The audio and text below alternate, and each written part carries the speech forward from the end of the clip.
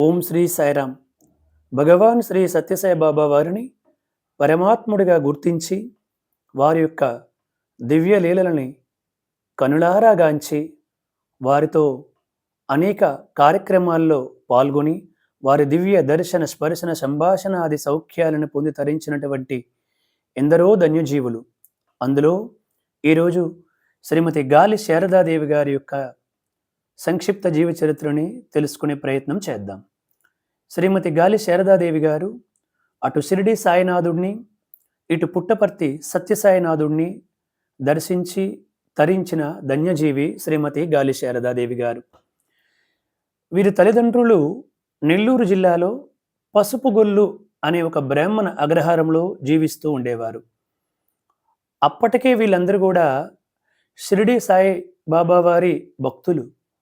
వీళ్ళందరూ షిరిడి సాయినాథుడి యొక్క దివ్య దర్శన స్పర్శన సంభాషణాది భాగ్యములు అప్పటికే పొందారు. షిరిడి సాయినాథుడు బ్రతికి ఉండగానే వీరందరూ అనేక పర్యాయాలు షిరిడి వెళ్తూ వస్తూ ఉండేవారు. వీరు హైదరాబాదులో నైజాం నవాబుల వద్ద మంత్రులుగా చేరి వీరి యొక్క జీవితాన్ని కొనసాగిస్తూ ఉండేవారు. అటువంటి పరిస్థితుల్లో చాలా తరాలుగా మాకు ఆడపిల్ల లేదు బాబా, దయచేసి మాకు ఒక ఆడపిల్లని మా వంశములో అనుగ్రహించండి అని ప్రార్థన చేస్తే శ్రీ షిరిడి సాయిబాబా వారు తప్పకుండా ఆడపిల్ల పుడుతుంది అని వీరి యొక్క తల్లిదండ్రులకి మరియు వారి పెద్దనాన్నలకి ఆశీర్వదించారు. ఆ యొక్క అనుగ్రహ ఫలముగా 8/8/1888 సంవత్సరములో శ్రీమతి గాలి శారదాదేవి గారు జన్మించారు హైదరాబాదులో. అంటే ఈమె జన్మించిన తర్వాత కూడా బాబా గారు షిరిడి సాయినాథుడు 30 సంవత్సరాల పాటు జీవించి ఉన్నారు.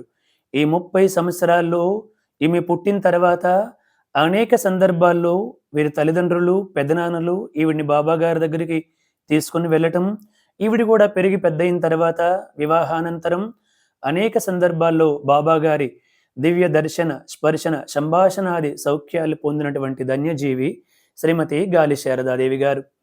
బాబా గారు విజయదశమి 1918 సంవత్సరంలో దేహాన్ని విడిచిపెట్టడానికి కొద్ది రోజులు ముందుగా ఈ యొక్క గాలి శారదాదేవి గారు, బాబా నాకేదైనా ఒక మంత్రాన్ని ప్రసాదించండి అని చెప్పి ప్రార్థన చేశారు. అప్పుడు బాబా గారు చాలా కోపాన్ని నటిస్తూ ఈవిడికి తప్పకుండా నేను మరలా ఆంధ్రాలో సాయిబాబా పేరుతో వస్తాను, అప్పుడు నువ్వు తప్పకుండా నన్ను దర్శనం చేసుకుంటావు, నా దగ్గరే నిన్ను పెట్టుకుంటాను, నీకు గొప్ప దివ్య అనుభూతులన్నీ కలిగించి నీ జన్మని సార్థకం చేస్తానని ఆనాడు షిరిడి సాయిబాబా వారు ఆమెకి అనుగ్రహించి ఆశీర్వదించారు. నేను ఆంధ్రాలో సాయిబాబాతో వస్తాను అని స్వామి స్పష్టంగా ఈవిడికి తెలియపరిచారు.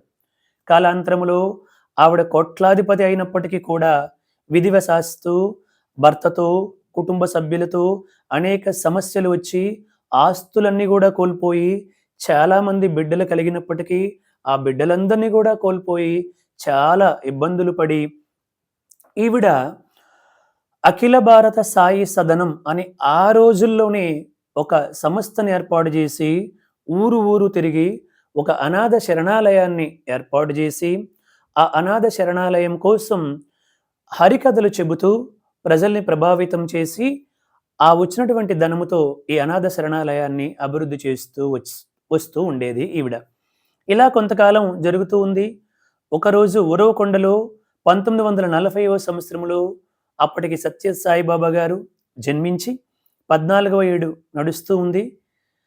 8వ తరగతి స్వామి చదువుతూ ఉన్నారు ఉరవకొండలో వారి అన్నగారైనటువంటి శేషమరాజు గారి ఇంటి వద్ద. అప్పుడు ఈవిడ ఆ గ్రామంలో రామాలయంలో హరికథ చెప్పడానికి వెళ్ళి బాబాగారి యొక్క దివ్య మహిమలు విని స్వామివారి దగ్గరికి వెళ్ళింది. అప్పటికే స్వామివారి దగ్గర చాలామంది భక్తులు గుమికూడి ఉన్నారు. వాళ్ళందరూ కూడా అనేక భజనలు చేస్తూ ఉన్నారు, ప్రార్థనలు చేస్తూ ఉన్నారు, స్వామి కూడా భజనలు చేస్తూ ఉన్నారు. అప్పుడు ఈవిడిని చూడగానే ఆ 14 సంవత్సరాల బాలుడు సత్యనారాయణరాజు అంటే నేటి మన సత్యసాయి పరమాత్ముడు ఆవిడని చూడగానే అప్పుడే నేను చెప్పాను, నీవు నమ్మలేదు, మరిచిపోయావు, ఇప్పుడు వచ్చావు, పుట్టపర్తికి వెళ్తున్నాను, పుట్టపర్తికి రా, నాకు నువ్వు 16 రూపాయలు బాకీ ఉన్నావు కదా అని అడిగారు. అప్పుడు ఈవిడికి అంతా కూడా జ్ఞాపకం వచ్చింది. ఆ రోజుల్లో బాబా గారు ఈవిడికి గోరి అని పిలిచేవారు. సత్యసాయి బాబా గారు కూడా గోరి అని సంబోధన చేస్తూ ఈ విషయాలన్నీ మాట్లాడారు. ఆవిడ ఎంతో సంతోషపడి స్వామివారికి అలా చూస్తూ తన్మయత్వంతో ఉండిపోతే, చూడు గోరి కనీసం పాద నమస్కారం కూడా చేసుకోలేదు అంటే, అప్పుడు ఆవిడ వెంటనే స్వామివారి పాదాలపైన పడిపోయి తన యొక్క ఆనందాన్ని, భక్తిని వ్యక్తం చేసి ఎంతో తపన చెందితే, అప్పుడు స్వామి నేను పుట్టపర్తికి వెళ్తున్నాను, నువ్వు పుట్టపర్తికి రా, నీకు అలౌకికమైనటువంటి ఆనందాన్ని ప్రసాదిస్తాను, నా దగ్గరే పెట్టుకుంటాను అని స్వామి ఆశీర్వదించారు. అలా 1940 నుంచి 1958 వరకు తరచు కూడా ఈమె పుట్టపర్తికి వస్తూ వెళ్తూ ఉండేవారు. 1958 నుంచి ఈవిడ బాబాలో ఐక్యమైపోయేటంత వరకు కూడా పుట్టపర్తిలోనే ఉన్నారు. ఈవిడ 1985లో అంటే తన 98వ ఏట స్వామివారి దివ్య అనుగ్రహం చేత శ్రీ సాయిబాబా నా మార్గం నా గమ్యం అనే ఈ పుస్తకాన్ని రచించారు.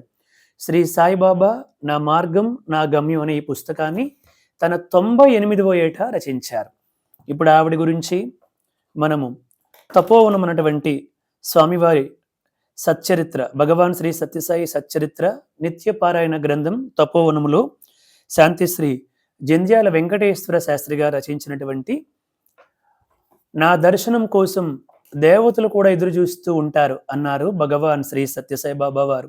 అటువంటి ఆవిడ యొక్క ఒక అనుభవాన్ని మనం తెలుసుకుందాం. శ్రీమతి పెద్దబొట్టి గారి అనుభవం.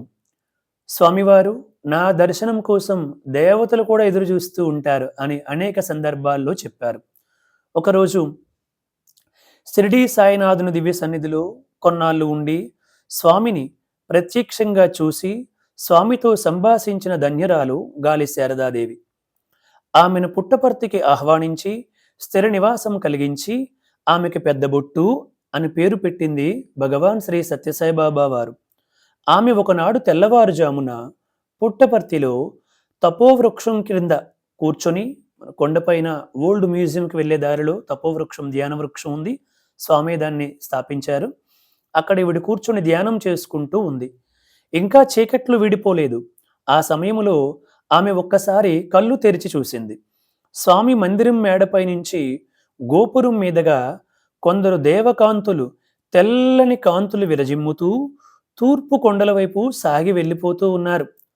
స్వామివారు ప్రశాంతి నిలయంలో మొదటి అంతస్తులో స్వామివారి నివాసం. ఆ పైనుంచి చాలా మంది దేవకాంతులు వెళ్ళడం ఈవిడ గమనించారు.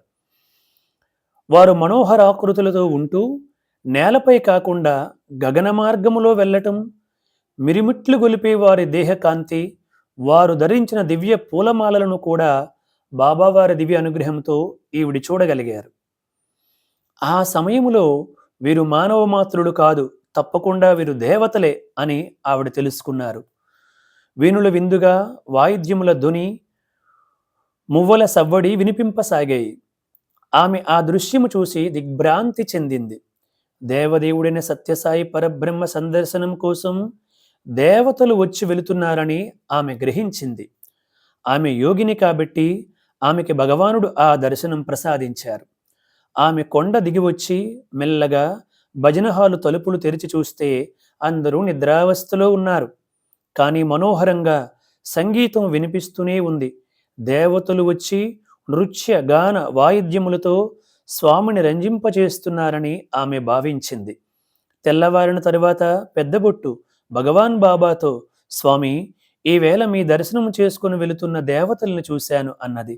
అప్పుడు స్వామి ఓహో అలాగా అని చిరునవ్వులు చిందించి ఆవిడని ఆశీర్వదించారు.